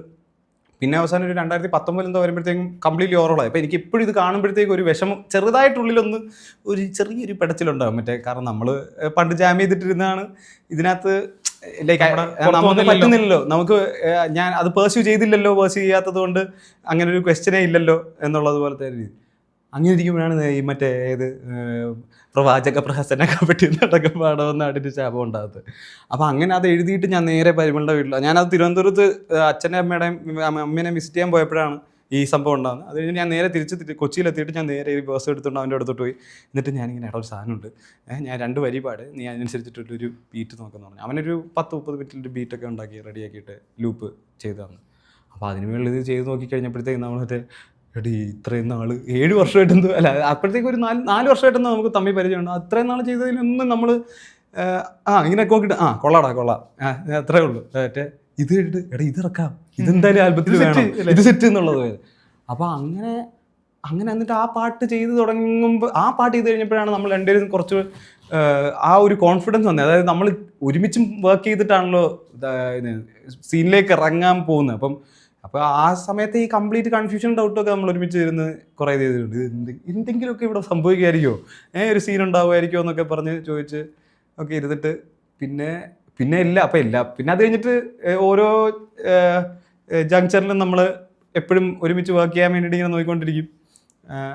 കാരണം ആ ഒരു കംഫർട്ട് ലെവൽ വേറെ ആരുടെയും കൂടെ കിട്ടില്ല. അവൻ്റെ കൂടെ വർക്ക് ചെയ്യുമ്പോൾ ഈ I have to outdo myself എന്നുള്ളത് പോലത്തെ ഒരു, അത് എല്ലാവരുടെ അടുത്തും കൂടെ വർക്ക് ചെയ്യുമ്പം അത് വരും. പക്ഷെ എന്നാലും ഇവൻ്റെ അടുത്ത് അതൊരു ലൈക്ക് എനിക്കത് മാച്ച് ചെയ്യാൻ പറ്റണം എന്നുള്ളത് പോലത്തെ ഒരു ഇതില്ല. അങ്ങനത്തെ ഒരു കൊളാബറേറ്റീവ് പ്രോസസ്സിൽ എനിക്ക് ഭയങ്കര സാറ്റിസ്ഫൈങ് ആയിട്ടുള്ള കുറച്ചധികം വർക്കുകൾ നമുക്ക് പ്രൊഡ്യൂസ് ചെയ്യാൻ പറ്റിയിട്ടുണ്ട്. ഇപ്പം തേരാപ്പാര എന്ന് പറഞ്ഞിട്ടൊരു ട്രാക്ക് ആണെങ്കിലും, വെഞ്ചരിപ്പ് എന്ന് പറഞ്ഞാൽ അധികം ആൾക്കാർ കേൾക്കാത്തൊരു ട്രാക്കുണ്ട്. എനിക്ക് ലിറിക്കലി ഞാൻ ഭയങ്കര പ്രൗഡായിട്ടുള്ള ഒരു ട്രാക്കാണ് വെഞ്ചരിപ്പ്. പിന്നെ സാധനം കയ്യിലുണ്ടോ, വെറുതെ ഫൺ, ജസ്റ്റ് എന്നുവെച്ചാൽ നമ്മൾക്ക് ഒരിക്കലും നമ്മുടെ റെഗുലർ ലൈഫിൽ നിന്ന് നമ്മുടെ റാപ്പ് സാധനം ഒരുപാട് ദൂരമായിട്ട് വ്യതിചലിക്കരുതെന്നുള്ളത് പോലത്തെ ഇത്. അതുകൊണ്ടാണ് നമ്മൾ ഇടയ്ക്കിടയ്ക്ക് ഈ വാളിപ്പാട്ടുകൾ പോലത്തെ അപ്പം അത് കഴിഞ്ഞിട്ട് ഷാർജ ഷെയ്ഖ് എന്ന് പറഞ്ഞൊരു ട്രാക്ക് ഞങ്ങൾ ചെയ്തിട്ടുണ്ട്. അത് ആ സമയത്ത് കുറേ കാരണങ്ങളാൽ നമ്മൾ അതിനെ ആ റിലീസിനോട്ട് അധികം ഫോക്കസ് അങ്ങോട്ട് കൊടുക്കാൻ പറ്റിയില്ല, അല്ലെങ്കിൽ ചെയ്തില്ല. അത് ഞങ്ങൾ ഇത് റിഗ്രറ്റ് ചെയ്യുന്നുണ്ട്. കാരണം ഞങ്ങൾക്ക് രണ്ടുപേരും ഭയങ്കര ഇഷ്ടമുള്ള ട്രാക്കാണ്. അത് ഈ 90s കിഡ്സിൻ്റെ ഒരു ആ ഒരു tuition class, college, school life, college, അതേപോലത്തെ കുറേ ഇതും പിന്നെ കുറേ ചളുവൊക്കെ ഉള്ള ഒരു സാധനമാണ്. ഈ ബേക്കറിയിലൊക്കെ കയറിയിട്ട് ഫുഡ് അടിച്ചിട്ട് പൈസ കൊടുക്കാതെ പോകുന്നതും, സ്കൂൾ ബസ്സിൻ്റെ പുറകെ ഓടുന്നതും, അങ്ങനത്തെ കുറേ സാധനങ്ങളും ഒക്കെ വെച്ചിട്ടുള്ള നല്ല കുറച്ച് എന്താണ് പണ്ട് നമ്മൾ കണ്ടത് ട്യൂഷൻ സെന്ററിൽ പകർച്ചവ്യാധി പ്രേമരോഗം എന്നൊക്കെ പറഞ്ഞിട്ട് ബെല്ലുമില്ല ബ്രേക്കുമില്ല തീരെയില്ല ബോധം, ലൈഫ് എത്ര സിമ്പിൾ, പള്ളം നിറച്ച് ഫുഡ് ആൻഡ് ചെള്ളം നിറച്ച് പിമ്പിൾ എന്നൊക്കെ പറഞ്ഞിട്ട് അങ്ങനെ ഒരു പരിപാടിയാണ്. ഒരു ഡോൺ കെയർ ആറ്റിറ്റ്യൂഡ്. അതന്നെ ആ സാധനം, ആ വൈബ് അതേപോലത്തെ ഇതാണ്. പരിമളിലൂടെ വർക്ക് ചെയ്യുമ്പം ഏത് ടെക്സ്ചർ വെച്ചിട്ട് ചെയ്യാനാണെങ്കിലും നമ്മൾ റെഡിയാണ്. ആ ഒരു സംഭവം ഉണ്ടല്ലോ എന്ന് വെച്ചാൽ അവർ തരുമ്പോഴത്തേക്ക് ഇതെന്തായിരിക്കും ഉദ്ദേശിക്കുന്നതെന്നുള്ള. ഇപ്പം അയ്യോ ഞങ്ങൾ അങ്ങനെ ഞങ്ങൾ രണ്ടുപേരും കൂടെ തുടക്കം ഇട്ട് കൊടുത്ത്, അതായത് ആദ്യം ഒരു സാധനം ചെയ്തു, അത് ആർക്കും വർക്കായില്ല. പിന്നെ ഞാൻ ഇത്രയും വലിയൊരു കൊളാബറേഷന് സ്കോപ്പ് ഉണ്ടായിട്ട് അങ്ങനെ വെറുതെ കളഞ്ഞാൽ പറ്റില്ല എന്ന് പറഞ്ഞിട്ട് ഞാൻ പിന്നെ ഇരുന്നിട്ട് ഒരു ദിവസം ട്രെയിനിലിരിക്കുമ്പോൾ ഇരുന്ന് എഴുതിയതാണ് ആ ഫുൾ എൻ്റെ ആ സാധനം, ആ ഹുക്കും പിന്നെ എൻ്റെ ബോസ്. അത് ഞാൻ പരിമളിന് കൊടുത്തപ്പോഴാണ് പരിമളിൻ്റെ അടുത്ത് നിന്ന് ഏറ്റവും എക്സ്പ്രസീവ് ആയിട്ടുള്ള ഒരു റിയാക്ഷൻ എനിക്ക് കിട്ടിയത്. അല്ലാത്ത മറ്റേ കൊള്ളാടാ ഇത് മറ്റേ ഇത് എനിക്ക് കേട്ടിട്ട് നിർത്താൻ പറ്റുള്ളൂ. അത് കേട്ടത് മറ്റേ എനിക്ക് അപ്പോഴത്തെ സംഭവം വർക്കായി, അയ്യോ വർക്കാവുന്നുള്ള എനിക്ക് മറ്റേ ഹാപ്പിയായി, എനിക്ക് ഉറപ്പായിരുന്നു. അപ്പോൾ അത് കഴിഞ്ഞിട്ട് പിന്നെ HMK ഒക്കെ അന്നേരം മുതലേ ഓൺ ബോർഡാണ്, നമുക്ക് ചെയ്യാമെന്ന് പറഞ്ഞിട്ട് നിൽക്കുകയായിരുന്നു. അങ്ങനെയാണ് ആ സാധനമൊക്കെ വർക്ക്. അപ്പം അവൻ്റെ കൂടെ വർക്ക് ചെയ്യുമ്പോൾ എന്തായാലും ഇത് വർക്കൗട്ട് ആവും, എന്തെങ്കിലും ഒരു പുതിയ സാധനം എനിക്കും ട്രൈ ചെയ്യാൻ പറ്റുമോ എന്നുള്ളതും അത്രയും കംഫർട്ട് സോണും ആണ്. അപ്പം ഇപ്പം ഞങ്ങളൊരു ആക്ച്വലി ഒരു വലിയ പ്രോജക്റ്റ് ഇങ്ങനെ പ്ലാൻ ചെയ്തുകൊണ്ടിരിക്കുകയാണ്. അനൗൺസ്മെന്റ് വരും ഉടനെ തന്നെ. കാരണം എനിക്ക് നമ്മളൊരു ഞാനും ഇങ്ങനെ എഴുത്തും പരിപാടിയൊക്കെ ഒരു പകുതിയോളമായി. അപ്പം ഒരു അധികം താമസിക്കാൻ വരും, ഒരു വിത്തിൻ 2 months നമ്മൾ അതിൻ്റെ ഒരു അനൗൺസ്മെന്റെങ്കിലും ഇറക്കാമെന്നുള്ള ഒരു മൂഡില്ല. സൂപ്പർ. ഇപ്പൊ നമ്മളിപ്പോഴേ നമ്മളിപ്പോ ഷാർജ ഷെയ്ഖിന്റെ കാര്യമൊക്കെ പറഞ്ഞുകൊണ്ട് അതൊരു നമ്മളെ ഓർമ്മകളെ തൊട്ടുണർത്തുന്ന അല്ലെങ്കിൽ ഓർമ്മകൾക്ക് വേണ്ടിയുള്ള ഒരു പാട്ടാണത്. പക്ഷെ ഇതേപോലെ തന്നെ കുറിക്ക് കൊള്ളുക എന്ന് പറഞ്ഞ ഒരു സംഗതിയാണ് പോരാളി വന്നത്. അപ്പൊ അതിന്റെ അകത്ത് ബ്രോ എഴുതിയൊരു വാക്കുണ്ട്, സിംഹമോ സിംഹവാലനോ എന്ന് എഴുതിയല്ലോ. അപ്പൊ ഞാനിത് ഞാൻ ഈ പാട്ട് ഫസ്റ്റ് കേട്ടപ്പോൾ ആലോചിച്ചിട്ടുണ്ടല്ലേ, ഈ ചങ്ങാതി ഇത് ഇങ്ങനെയൊക്കെ എഴുതി കേട്ടിട്ടുണ്ടെങ്കിൽ ഇത് പേടി ഉണ്ടാവില്ല ഇങ്ങനെയൊക്കെ പറയാൻ എന്ന് ഞാൻ ആലോചിച്ചു. എന്തുകൊണ്ടാന്ന് എനിക്കറിയില്ല. ചിലപ്പോൾ നമ്മുടെ സമൂഹത്തിന്റെ ഇപ്പോഴത്തെ ഒരു മുന്നോട്ട് പോകാനായിരിക്കും, സോഷ്യൽ മീഡിയയുടെ ആയിരിക്കാം. ഞാൻ ആലോചിക്കുന്നത് എന്റെ ചോദ്യം ഇത്രേ ഉള്ളൂ, എങ്ങനെ ഇത്ര ധൈര്യം കിട്ടണം ഇപ്പൊ അങ്ങനെ എഴുതാനായിട്ട്? അതായത് അതൊരു നമ്മുടെ നാട്ടിലുള്ള ഒരു ഭരിക്കുന്ന ഒരു വിഭാഗത്തെ അല്ലേ പറയുന്നത്, എങ്ങനെയാണ് അങ്ങനെ ധൈര്യം കിട്ടുന്നത്? എനിക്ക് തോന്നുന്നത് കുറേയൊക്കെ പൊട്ടത്തരം കൂടെ ഉള്ളത് കൊണ്ടാണെന്ന് തോന്നുന്നു. കാരണം ഇപ്പൊ സ്റ്റേജിൽ കയറി നിന്നിട്ടാണെങ്കിൽ ഇത് പറയാൻ വേണ്ടിയിട്ട് ഇത് മൊത്തത്തിൽ ചിന്തിച്ചെടുക്കുന്ന ഒരു തീരുമാനമാണെങ്കിൽ ഇത് ചിലപ്പോൾ ഞാൻ അതായത് ഇതിന് ശേഷം എൻ്റെ അടുത്ത് ആൾക്കാർ സംസാരിച്ച് അത്രയും ലെവൽ ഓഫ് ഡെലിബറേഷൻ കഴിഞ്ഞിട്ട് ഒക്കെ ആണെങ്കിൽ ഇത് ഡൈല്യൂട്ട് ആയി പോകുമെന്ന് എനിക്ക് തോന്നുന്നത്. പക്ഷെ അതേസമയം നമ്മൾ ഉള്ളിൽ ഫീൽ ചെയ്യുന്ന സാധനം എക്സ്പ്രസ് ചെയ്യുന്ന ഒരു മീഡിയത്തിനകത്താണ് ഞാൻ വർക്ക് ചെയ്യുന്നത്. അത് പറയുന്നതും അതിനകത്തൂടെ നമ്മളുടെ ഒരു മെസ്സേജിങ്ങും പരിപാടി ആൾക്കാരിലേക്ക് എത്തിക്കുക എന്നുള്ളതാണ് നമ്മളുടെ പ്രാക്ടീസ് തന്നെ. അപ്പം ഇൻസ്റ്റിങ്ക്റ്റീവ്ലി അല്ലെങ്കിൽ ഇമ്പൾസിവ്ലി അല്ല, ഇൻസ്റ്റിങ്ക്റ്റീവ്ലി തോന്നുന്ന കാര്യങ്ങളിൽ അടിയുറച്ച് നിൽക്കുക എന്നുള്ളതാണ് അതിൻ്റെ ഒരു മേജറായിട്ടുള്ള ഒരു ലേണിങ്ങും ട്രൂത്തും ഹിപ്ഹോപ്പിൻ്റെ. അപ്പോൾ അത് എന്തായാലും അപ്ഹോൾഡ് ചെയ്യുക എന്നുള്ളതിനകത്ത് വിട്ടുവീഴ്ച ഇല്ല എന്നുള്ളിടത്താണ് പ്രൊഫഷണൽ ആവുക എന്നുള്ള തീരുമാനം തന്നെ വരുന്നത്. അതായത് ഞാൻ എന്തായാലും ഇത് പറയും എന്നുള്ളത്. കാരണം എൻ്റെ അടുത്ത് എൻ്റെ വീട്ടുകാർ തന്നെ ഞാൻ നീ ഏതാന്നുള്ള ട്രാക്ക് ചെയ്തപ്പം ഇങ്ങനെയൊക്കെ പറയണോ എന്നുള്ളത് പോലത്തെ രീതിയിലുള്ള എനിക്ക് വളരെ ക്ലിയർ ആയിരുന്നു. ഞാൻ പറയും ഇത് പറയാറില്ലെങ്കിൽ പിന്നെ എന്തിനാ ഞാൻ ഇത് ചെയ്യണേ? Like this is the point, there is a point to this and the point is that you need to be fearless. നമുക്ക് you can't expect the society to you have to be the change in the society some sort of way. നമ്മൾ ശ്രമിക്കുന്നതോ അല്ലെങ്കിൽ ആഗ്രഹിക്കുന്നതോ പോലത്തെ ആയിട്ടുള്ള ഒരു വ്യത്യാസം നമ്മളിൽ നിന്ന് തുടങ്ങുക എന്നുള്ള ഒരു മിനിമം വിഷൻ നമ്മൾ ഉണ്ടാവണം. അപ്പം അതില്ലാണ്ട് ഞാൻ വീട്ടിലിരുന്നിട്ട് ഒരു വർഷം കൊണ്ടിട്ടൊരു കാര്യമില്ല. അപ്പം എനിക്ക് തെറ്റെന്ന് തോന്നുന്ന കാര്യങ്ങളെക്കുറിച്ച് എനിക്ക് സംസാരിക്കാൻ പറ്റണം, പാടാൻ പറ്റണം. അത് ചെയ്ത് കഴിഞ്ഞാൽ നാളെ ഞാൻ ഇതിനെക്കുറിച്ച് സംസാരിച്ചാൽ നാളെ ഒരാൾ അതിനെക്കുറിച്ച് പാടും. പിന്നെ അത് ഒരു കമ്മ്യൂണിറ്റിയുടെ ഒരു മൂവ്മെൻറ്റോ അല്ലെങ്കിൽ അതിനകത്തൊരു മൈൽ സ്റ്റോണോ അവർക്ക് തിരിഞ്ഞു നോക്കാൻ പറ്റുന്ന ഒരു നാഴികക്കല്ലോ ആയിട്ട് മാറാൻ പറ്റുന്നത് പോലത്തെ, അല്ലെങ്കിൽ അറ്റ്ലീസ്റ്റ് മിനിമം ഒരാളെങ്കിലും ഇൻസ്പയർ ചെയ്യാൻ പറ്റുന്നത് പോലത്തെ ഒരു ഇതാണ് ഇതിനെക്കുറിച്ച് സംസാരിക്കാൻ. അതായത് നമ്മളോടെ അത് തീർന്നു പോവില്ല ഫൈറ്റ് എന്നുള്ളത്. അപ്പം നമുക്ക് ഇറ്റേണൽ ആണെന്ന് തോന്നുന്നതോ അല്ലെങ്കിൽ തൽക്കാലത്തേക്കെങ്കിലും നമുക്ക് കാണാൻ പറ്റുന്ന കാലത്തേക്കെങ്കിലും റിയൽ ആണെന്ന് റെലവൻ്റ് ആണെന്ന് തോന്നുന്ന കാര്യങ്ങളെക്കുറിച്ച് സംസാരിക്കാൻ അങ്ങനെ അത് പേടീനെ അത് തോന്നൂല ബ്രോ. അത് ഇതിനെ ആരെങ്കിലും എടുത്തിട്ട് മെതിക്കുവാണെങ്കിൽ മെതിച്ചോട്ടെ എന്നുള്ളത് പോലത്തെ ഒരു മൂടേ ഉള്ളൂ.